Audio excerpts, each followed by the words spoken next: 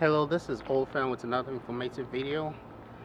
I was about to park my 2001 Volvo S40 a couple of days ago when I started hearing a hissing sound, and then I saw trails of water or coolant all over the floor.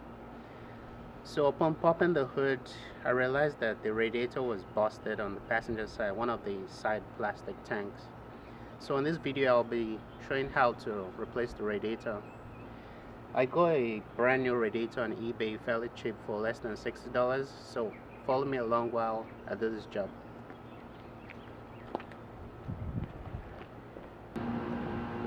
So after taking out the whole assembly, you put it down on the workbench or on the floor like I'm doing, and then take out the Phillips screws to separate the fans, the intercooler from the actual radiator itself. There are about 4 Phillips screws, so take them off and then we'll go from there.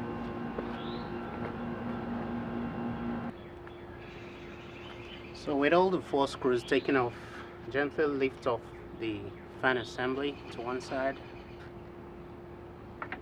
So now we have the radiator. All I need to do now is just lift the radiator aside. Yeah, so that's the radiator right there. That's the bad one. It developed a crack. Along this line right here. So it's no point trying to mend it. I guess the whole plastic will be compromised by now. So this is the radiator itself. This is the intercooler, and this is the cooler for the transmission.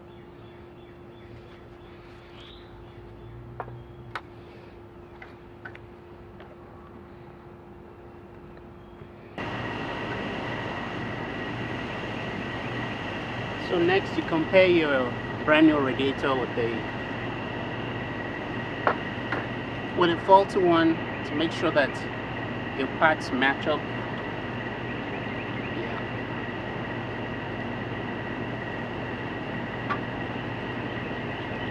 Compare them, make sure they have the same length and they'll fit. Once that is done, you place the new radiator, noting the position, the lower portion and the upper portion. Obviously the petcock has to go down, and you place it back on the intercooler. Line up the bolt holes.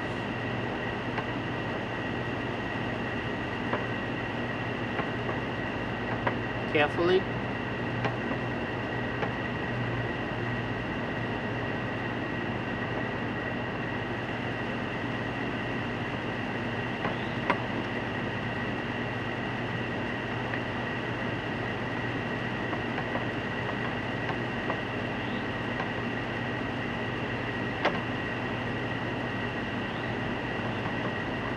Might require some wiggling around, but eventually you get it done.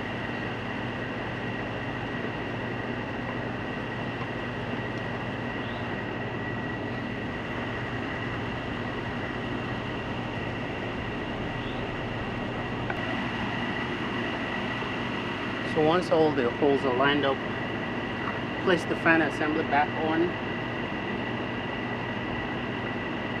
Remember the orientation, the larger fan, which is on the driver's side. This side, this is the top of the whole assembly. The larger radiator stays on the driver's side. Make sure the fan sits properly. Line up all the holes and replace all the Phillips screws.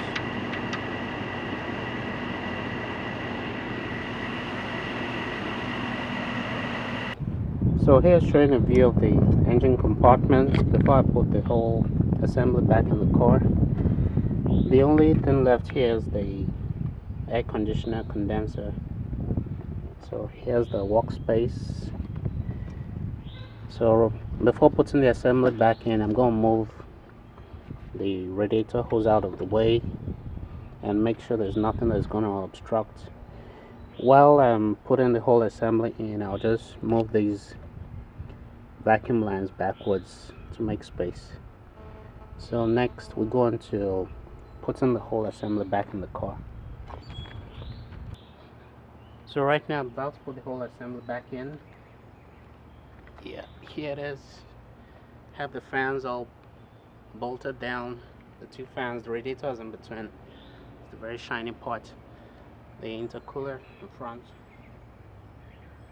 So just drop it in.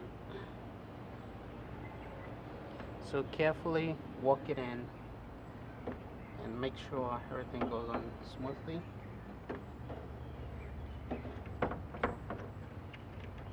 Just go slowly. It's supposed to just drop in there.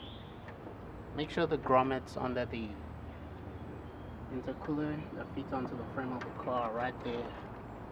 And make sure the whole assembly sits in properly.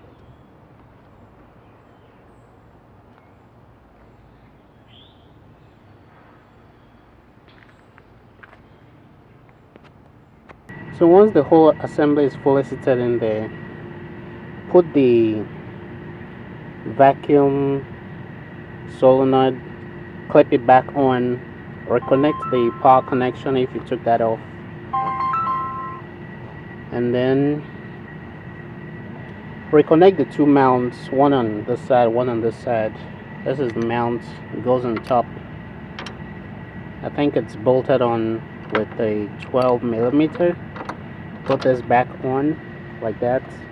Do the same for the other side. Reconnect your upper radiator hose. Put this back on. Tighten the clamp. Reconnect your power connection. You have 3 connections right there. This one goes to the condenser fan, this to this sensor over here, and this goes to this down here. Reconnect your intercooler upper hose, reconnect the lower one, reconnect the 2 cooler lines down there, connect the main radiator fan. It has a big connector down over there, I'm not sure if you can see it. Yeah, and reconnect the splash shield under the car. So once all that is done, fill the car with coolant. Remember to bleed the system using this red screw. You loosen it until you see a steady stream of coolant coming out, so that way you're sure if there's any air at all left in the system, is very little. Start it up, let the engine idle till it reaches operating temperature, and of course while doing this, make sure your heater is turned all the way up, so that way you bleed out all the system. So that's basically the whole job. Thank you very much for watching. Please subscribe, comment. I'll see you in the next video. Thank you.